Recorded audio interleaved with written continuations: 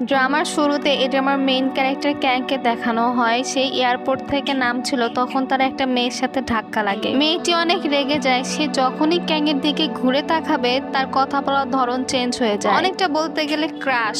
মেয়েটি ক্যাংকে বলে, আপনার কোথাও লাগেনি তো?